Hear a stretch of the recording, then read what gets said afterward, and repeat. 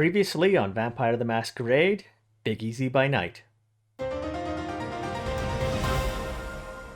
And now, breaking news. The NOPD were called out to reports of gunfire in the Garden District last night. But get this, there were no bodies.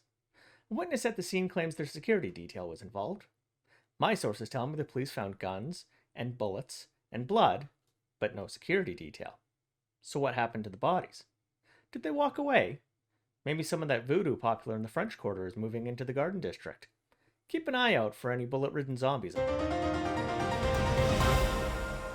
Mia woke to news that Chicago had acknowledged her report.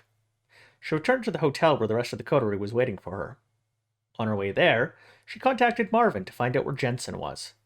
Marvin didn't have an answer yet, as he was tracking Josephine for Johnny, but Jensen was on his list. Diane checked in with Allie Breland, a reporter he knew, to see if Redwood had made the news. He had. Silas began his night looking for tech gear to outfit Johnny's van as a mobile unit.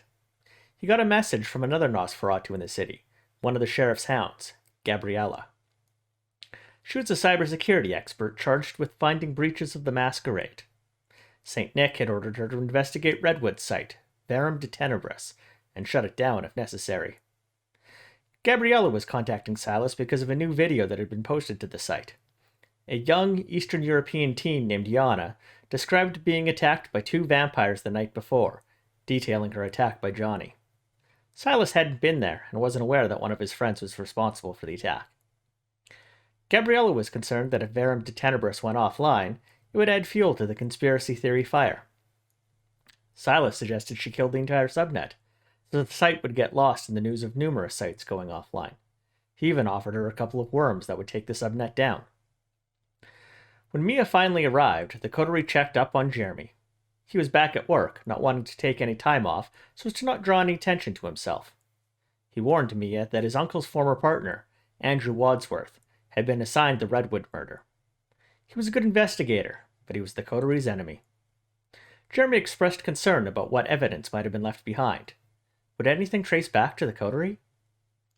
It seemed as though most of the evidence would trace back to Max Bowden, not to them, but the potential of a Masquerade breach was too much to ignore.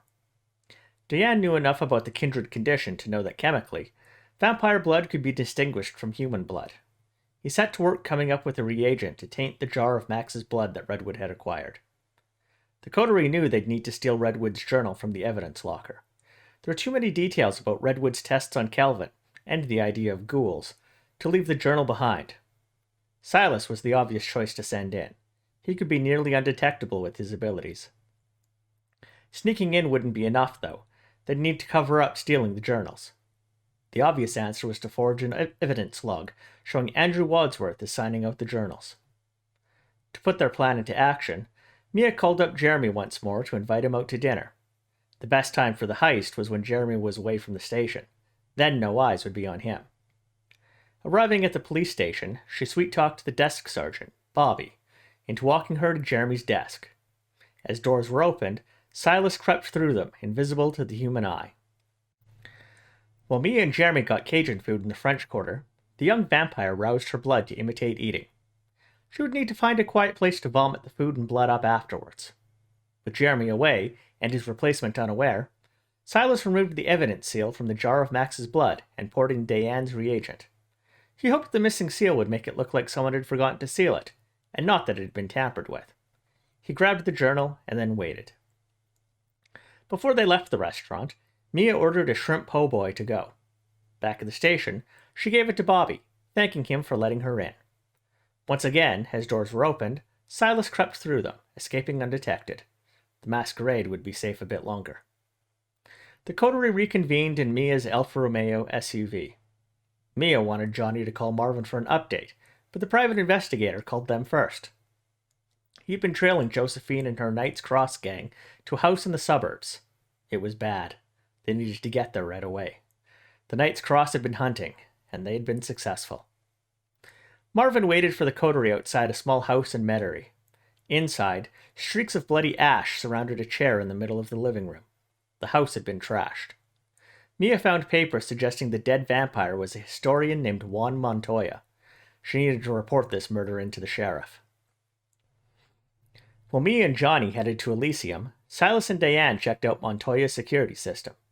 Cameras had caught the entire interrogation and torture session in high definition. Montoya had talked. He was new to the city and didn't know many of the other vampires in the city, but he did know that vampires gathered at the Succubus Club on Thursday nights, and that he had come to New Orleans at the request of Patrick Cleese, a professor of classical studies at Tulane University. Diane knew the name. Cleese was a member of the warrior poet Bruja, said to have lived when Carthage was young. At Elysium, Mia was annoyed that the Knight's Cross hadn't already been dealt with. She had given Nick the journal from 21st Amendment the night before. Why hadn't he done anything? The sheriff informed Mia that they'd been investigating the Knight's Cross, and the group seemed to have connections to dark money, as well as various alphabet groups. They needed to be careful. He also wasn't able to find much on Josephine. Either it was an alias, or she hadn't done anything to get on any lists. Mia offered to deal with the Knight's Cross personally. Johnny suggested that they could stage a gang war, using his criminal contacts from prison. It would ensure the Masquerade stay safe. Nick was willing to let them handle it. The prince might have had prejudices against Mia, but he didn't. If she could get the job done, that was enough for him. He warned her to be careful. If the Knight's Cross was connected to the alphabet groups, they didn't need the Inquisition in New Orleans. As she was leaving, Mia was flagged down by Izzy de Larisso. Izzy was curious to see how things were going with the Max Bowden case. Mia offered up the flash drive containing the video of Max killing Michelle Sterry. She advised Izzy to watch the video, adding that the blackmailer had been dealt with. Izzy was grateful for the help and offered some advice of her own. Be careful around the Ventru. Their business at Elysium done, Johnny and Mia returned to Metairie to regroup with Silas and Diane. Their only real lead on the Knight's Cross was the 21st Amendment. Johnny assumed they'd be partying in celebration of a successful hunt. The coterie headed for the bar but came up empty. None of the members of the gang who had been there the night before were there now. Johnny chatted up one of the bartenders for information. She hadn't seen Josephine all day, but she was able to give Johnny one of Josephine's business cards, which contained her cell phone number. The coterie considered using Johnny's earlier connection with Josephine to set up a trap. Before calling her, they called Marvin for an update on Mia's case.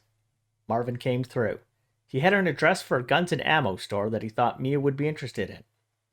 They drove to the store, but before she headed in, Mia wanted Silas to disable the cameras.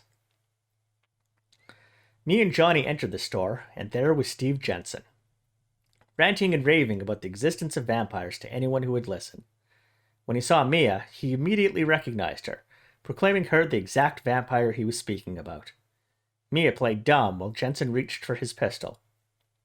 Everyone else in the store immediately drew on him. Mia told Johnny to get everyone out of the store so she could deal with the situation.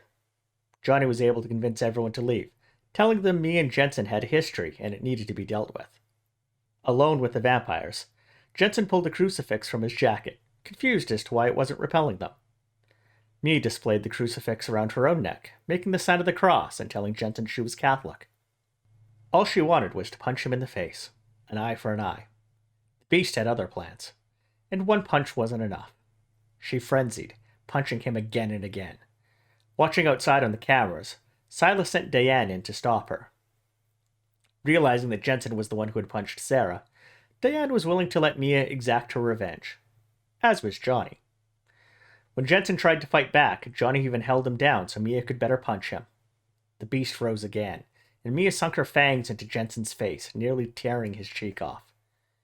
Realizing she was frenzying, Johnny pulled her off Jensen, while Diane rewrote Jensen's memories of the encounter. He hadn't been bit, she had simply scratched him with her nails. Diane then compelled the man to get himself to the hospital. Once she had calmed down, Mia cleaned herself up, going outside and giving the store owner a couple $100 as an apology for the mess. And that's the end of the session.